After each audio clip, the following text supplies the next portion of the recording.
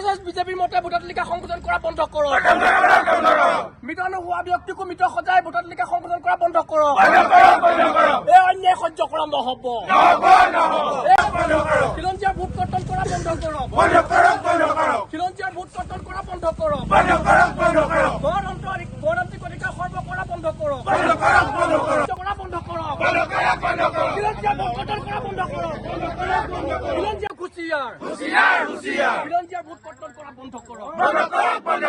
আচ্ছা, নিৰ্বাচন হ'ল এটা গণতান্ত্ৰিক প্ৰক্ৰিয়া। আজি নিৰ্বাচনী আয়োগ তেওঁ আচলতে নিৰপেক্ষ হ'ব লাগে। কিন্তু আমি দেখা পাইছো এই নিৰ্বাচনী আয়োগে কোনোবা এটা ৰাজনৈতিক দলৰ বিশেষকৈ শাসকীয় পক্ষৰ পকেটত সোমাই আচলতে এই এছ আৰ নামৰ যি বিশেষ সংশোধনী যিটো প্ৰক্ৰিয়া, এই প্ৰক্ৰিয়াটোক আচলতে তেওঁলোকে ব্যৱহাৰ কৰিছে।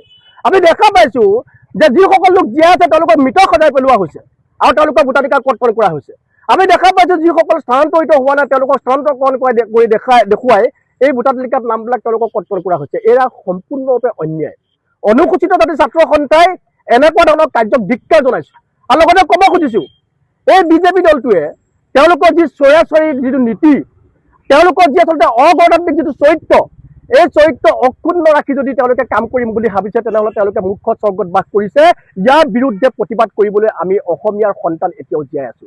আৰু এটা কথা স্পষ্ট কৰি কওঁ যে নিৰ্বাচন নিৰপেক্ষভাৱে হ'ব লাগিব, নিৰ্বাচন গণতান্ত্ৰিক মাধ্যমেৰে হ'ব লাগিব আৰু নিৰ্বাচনত এই গুণ্ডাগিৰি দাদাগিৰি হিমন্ত বিশ্ব শৰ্মাৰ যি গুণ্ডাগিৰি দাদাগিৰি ভৰা কথা, এই কথাবিলাক তেওঁ বন্ধ কৰিব লাগিব। তেওঁ কেতিয়াও কোৱা নাই যে বিদেশী লোকক আচলতে তেওঁলোকে ভোটাৰ তালিকাৰ নাম কৰ্তন কৰিছে। তেওঁ কেতিয়াও কোৱা নাই যে বহিৰাগত মানুহক তেওঁলোকে এই ভোটাধিকাৰ তালিকাৰ পৰা নাম কৰ্তন কৰা হৈছে। কিন্তু তেওঁ অতি চলাহী কথাৰে জনতাক আগুৱা বহিবৰ কাৰণে কিছুমান মন্তব্য কৰি আছে। এইবিলাক কোৱাটো তেওঁ বন্ধ কৰক।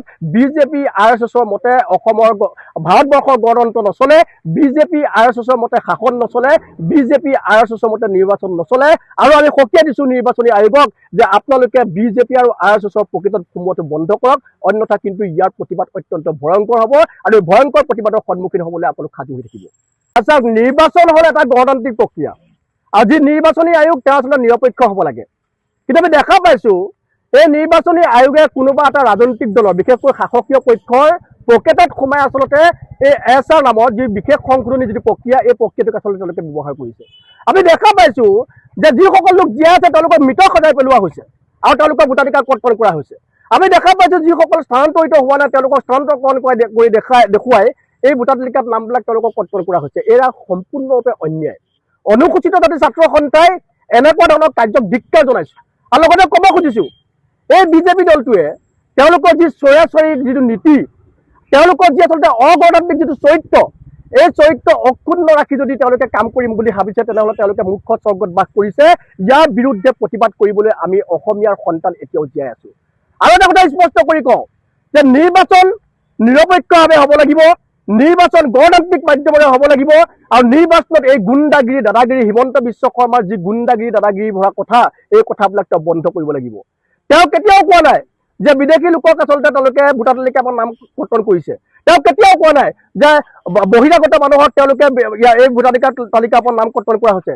কিন্তু তেওঁ অতি চলাহী কথাৰে জনতাক আগুৱা বহিবৰ কাৰণে কিছুমান মন্তব্য কৰি আছে। এইবিলাক কোৱাটো তেওঁ বন্ধ কৰক। বিজেপি RSSৰ মতে অসমৰ ভাৰতবৰ্ষৰ গণতন্ত্ৰ নচলে, বিজেপি RSSৰ মতে শাসন নচলে, বিজেপি RSSৰ মতে নিৰ্বাচন নচলে।